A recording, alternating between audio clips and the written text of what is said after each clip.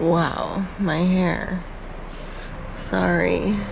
It is day 2 now of us being stuck here at this campground because the bike won't start. I don't know how much longer we have to be here for. Sometimes it's hard to realize that when you're traveling now, we're gonna always have this little fear in the back of our mind that maybe in the morning the bike won't start. Maybe in the morning we're gonna be stuck here and we wanna go to these remote roads and these beautiful places that are off the beaten track, but what happens if it just won't start?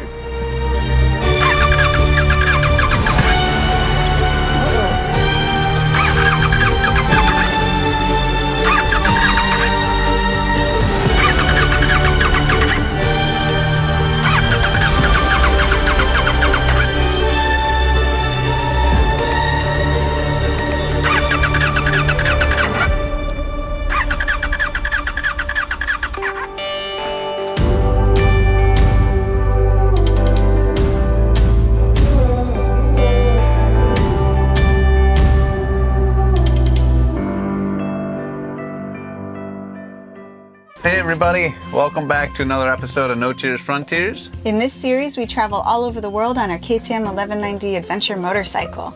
And we do have adventures. We go all throughout Central America, South America, we've been halfway up through Africa, and we are currently in Alaska. Yay! In this episode, we had a goal, and that was to go to the Denali Highway. We had just made it to the very beginning of the Denali Highway. Goal complete. Right, that's what we thought. Yeah. We found a campsite that 2 other motorcyclists had shared with us. That was very generous of them. Mm-hmm. And we'd had a wonderful night talking with them, having all sorts of exchanges of stories. And then the next morning, we packed up. We were super excited for the day and the ride, and disaster struck. Yeah. Good morning. We have woken up to maybe not the best weather in the world, but the most beautiful view. Come check it out. Look at this. Wow.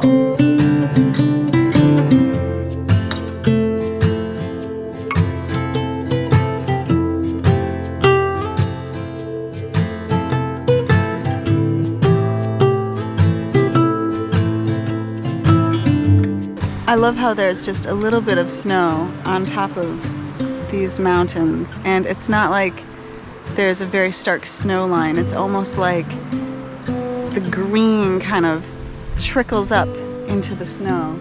And then down that way, you can barely see it, but there's a lake, and the river just kind of goes into the lake. We're going to get packed up and keep our fingers crossed that we get good views, because supposedly this road, the Denali Highway, kind of goes straight towards Denali, and by the end of it, we might be able to get a glimpse of the mountain if it's clear. So, you know, that would be the tallest mountain in North America. It'd be really awesome to see. So, fingers crossed, guys. Aww, he's so nice. Come on, buddy. Uh-oh. Good. I'm gonna turn her off. Turn her back on.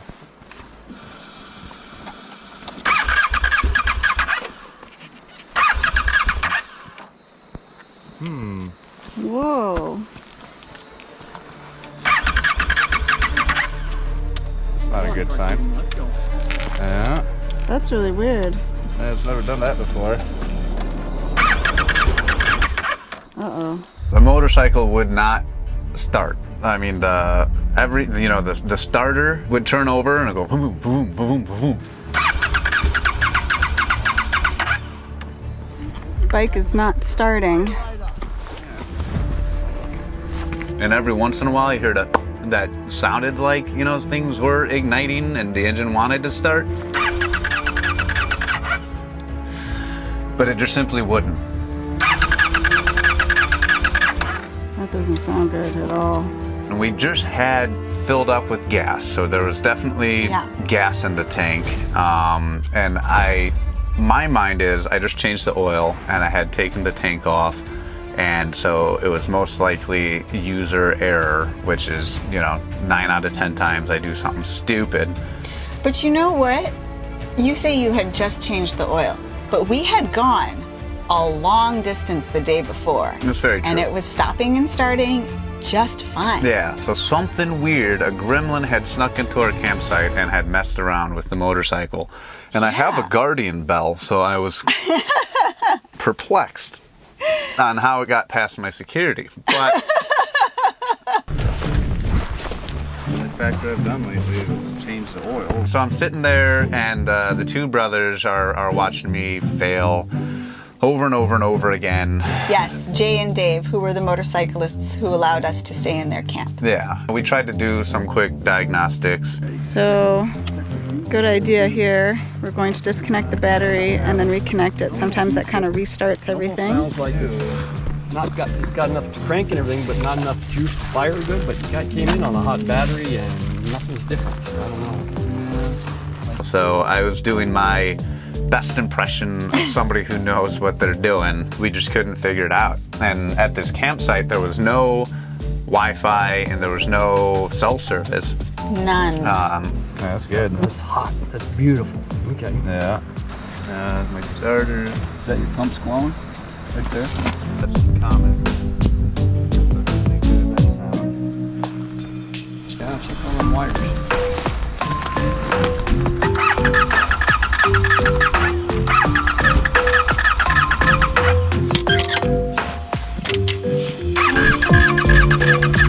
Nope.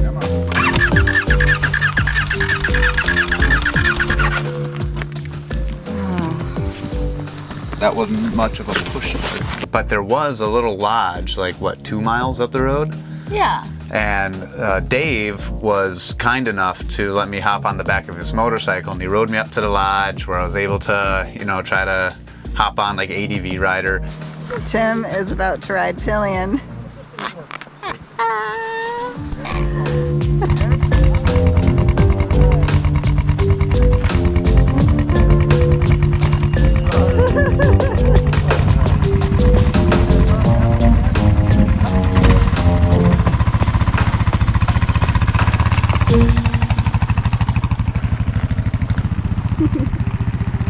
Okay, so here's the plan. Apparently there's a lodge about a mile down the road. So that's good. These wonderful, wonderful gentlemen, Dave and his brother, are giving Tim a ride there. He can call people from there because here we have absolutely no service. And we're gonna call all the people we know in Alaska and see if anyone can come and get us. If not, we'll have to get, you know, a tow truck. Which will be very expensive. Yeah, so we're really hoping for some sort of rescue mission. My job is to stay here and just watch over the camp and maybe eat a snack. We got something that I've never had before. This is moose jerky. Our friends here gave us some of their moose jerky from a moose that they hunted. I'm going to try it for the first time.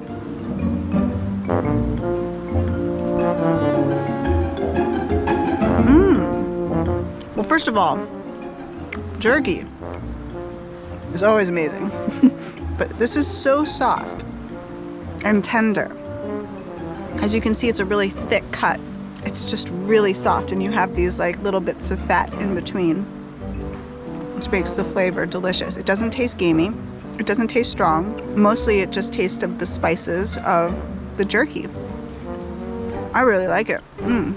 The problem is if you put bike won't start on any form or like an SOS out there, you'll get 1,000,001 likelihoods. But I have to say that Jay and Dave, they were all packed up and ready to go too. I mean, we were packed up, got on the bike, ready for the day's ride, and we were all just gonna say, hey, bye, have a great day, when the bike didn't start. And they stopped their day's plans to really see if they could diagnose what was wrong, figure things out. Once we realized that this was not going to be such an easy diagnosis, they took you to the lodge, and that was really wonderful of them. Definitely. And while I was at the lodge, I called up John, where I had changed my oil at, because he's a mechanic. And he's smarter than I am. And this was back in Fairbanks. This was back in Fairbanks. He said, man, I'm confident you can figure it out there. It's probably just a loose something or another. You know, all you need is compression, spark, and gas. And as long as you have those three things, you should be good. You know, and I was like, well, I got gas. And then that's where my abilities end. Because I can't do a compression test. Getting to the spark plugs is a pain in the butt. I said, well, let me try to see what I could do on my own. Hopefully I resolve it and you'll hear from me. Yeah. Okay, so Tim is back. And before we call a tow truck, that will be very expensive. There might be an option to like hang out here for another day and have somebody come and at least get us off of where the Denali and back onto Parks Highway, where things would be a little bit cheaper to get to either Anchorage or Fairbanks.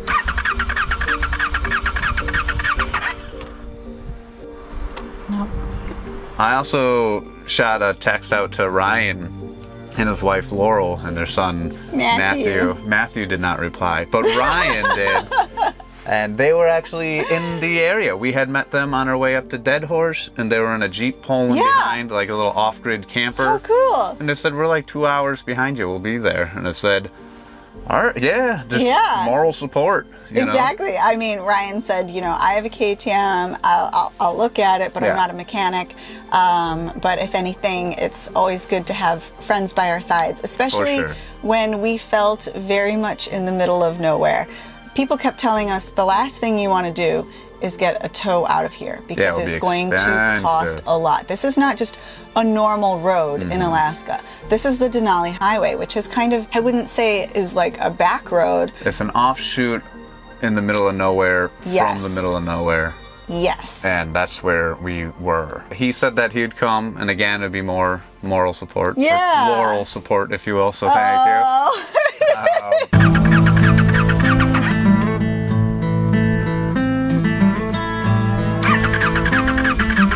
So we have not come to any definitive conclusions. The bike still doesn't start. We don't know why still. There's no error codes. Checked the airbox, and it wasn't the cleanest airbox there ever was, but there were no immediate red flags. Checking every little electrical connection. Somebody suggested it could be a spark plug thing, but it's not something we can fix right here anyway. But we're in a good spot, kind of, in that we're in a campground. But to get a tow, it's a very bad spot. And that's what it does. It's just no error codes. Like, we have no idea really what it could be. Fuel pump seems good. Starter seems good. I don't know. But I had no cell phone service. Of course, we always have our GPS in reach. So in case of a real dire emergency, we can text out and we can always SOS. Yeah. But I didn't, want to do that. We were in a campground full of people. Yeah, we were in a campground full of people. We weren't going to die there. That's right. But think about how close we had been the night before to just wild camping. Because the campground was full, and our next plan was to get out and go down and pull down the next gravel road and camp in the middle of nowhere. And if it hadn't have been for Jay and Dave, who invited us, they were just fellow motorcyclists, and this is how much we love the motorcycle community.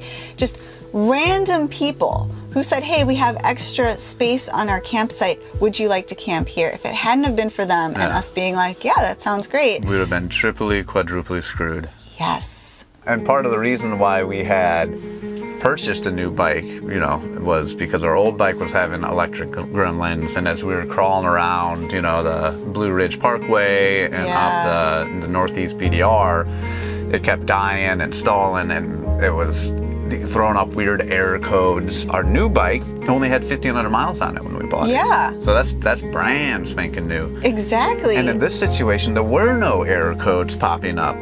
That's right, there were no error codes. But I remember saying to you, this is what we said exactly. We don't want to be in the middle of nowhere in Alaska and the bike won't start. Yes. And there we were. And there we were in the middle of nowhere in Alaska. Now, thankfully, we were in a campground with lots of other people. They were all super friendly. This is true. A guy came over and messed around with my turn signals to make sure that they were working properly. Well, everyone wanted to come and help. People were feeding us. Yes, we were fed well. Yes. I was telling Marisa that we should pretend to break down often. We got fed so well. It's a little frustrating because we were having so many problems with the old motorcycle, just it not starting, and that's why we bought this new one, so that, you know, when we come out to the remote areas of Alaska, this wouldn't happen to us. Yeah, and then Ryan and Laurel and Matthew showed up. Look who's here! Yeah, right, totally. Do you have gas? Right. Yes, they Fed us did. again, yes. Oh man, can they cook? Oh, you're stuck. You're stuck. You're all wound around. Here, come this way. Come on. Yeah.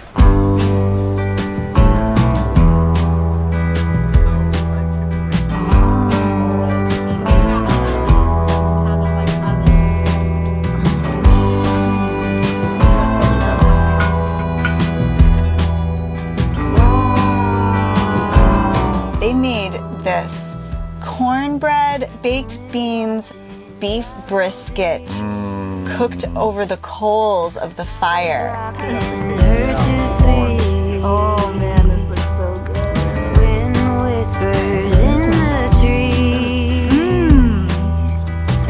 Oh man. And then they were like, oh, do you want s'mores? Who doesn't want s'mores? What is this? Open the sucker up. Oh man. So this breakdown situation, emotionally, we felt very supported. Yeah. Very happy about the fact that we were surrounded by wonderful people and There good was friends, chocolate, and there yeah. was chocolate and marshmallows and This is just true. good weather. I mean, there were so many positive things, but of course, in the back of our minds, the bike, we knew it still wouldn't start. It's got to a point where it's ridiculous.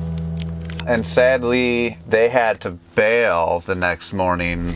Wow, my hair. Sorry. It is day 2 now of us being stuck here at this campground because the bike won't start. Our friends Ryan and Laurel are still here, which is awesome, but they are leaving today. And then we're not quite sure what's gonna happen. Sometimes it's hard to realize that when you're traveling now, we're gonna always have this little fear in the back of our mind that maybe in the morning the bike won't start. Maybe in the morning we're gonna be stuck here. What happens if it just won't start? All right, I better get out of the tent. We have mosquitoes waiting for me.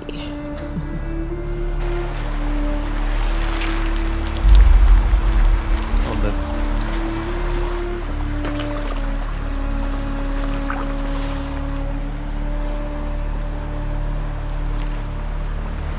I'm a blueberry freak.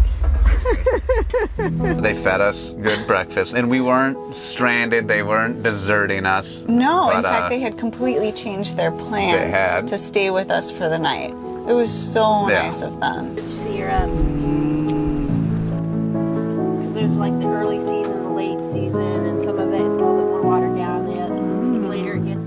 So word is that the lodge that Tim keeps going to has showers, which is like, oh, I mean, look at me.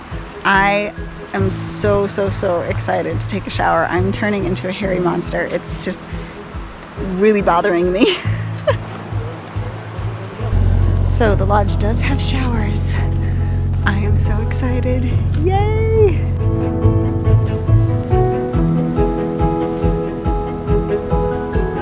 I just had the most amazing shower at the lodge that's behind me. I mean, you could stay here forever. It's got great hot showers, cherry pie. The weather's been fantastic. I mean, look at this. Tim went to the lodge to take a shower and whatnot, kind of like what I did. And look what he came back with. I had gone back up to the lodge and I had talked to John, the gentleman who was actually a mechanic from Fairbanks, and he said that he had a trailer and that his wife and his kids would come on down and try to investigate. And he was confident that we'd be able to get it out of there, but he did bring a trailer just in case something had gone horribly astray. So our friend John from Fairbanks has just arrived, and he is a mechanic and is pretty confident that he can help us with the motorcycle. So let's go see if he can, fingers crossed. Why does it sound like it's still going? Oh, that's the throttle. So forever grateful for John. I mean, this is a Pete West situation who had come very far away to come pick up two vagabonds as their motorcycle wouldn't start. It's just an awful feeling to be stuck there, but it's just so grateful for people out there who go above and beyond. And we say it again and again, that every time something terrible happens to us, some hand of generosity just reaches out to us at the same time. So John and Becky and Axel and Alex and their dogs showed up. One was so Fritz cute. and Phoebe. Fritz and Phoebe. Oh they my were goodness. both cute. They were but both one cute. was a puppy. One was cuter. One was cuter. Puppies, yeah. We're both cute, but one's cuter. And he said, well, you want to, break it down, take a look. Took her apart. He's doing spark tests. So here's the fire. I almost wanted to right there. Doing compression tests. And as we're messing around, this is almost like embarrassing to say. So the gas tank on the stock 1190 comes with a little snubby hose that you hook up the fuel line to the fuel pump to the gas tank. But again, it's only like 3 inches long.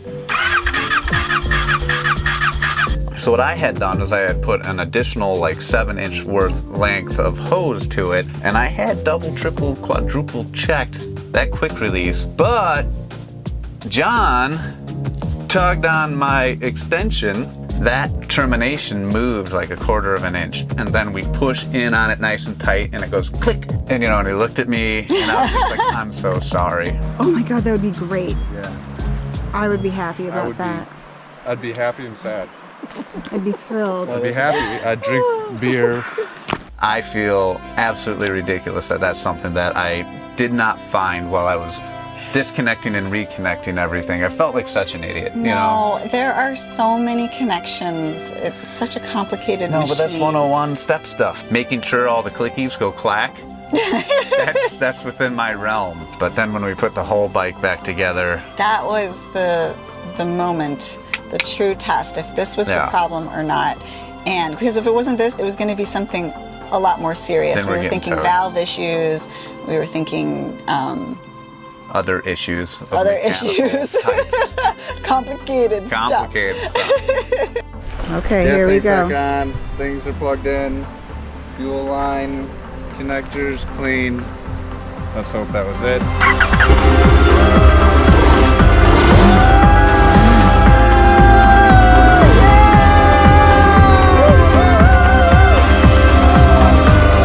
Son of Ganda thing started right up. So disappointedly stupid.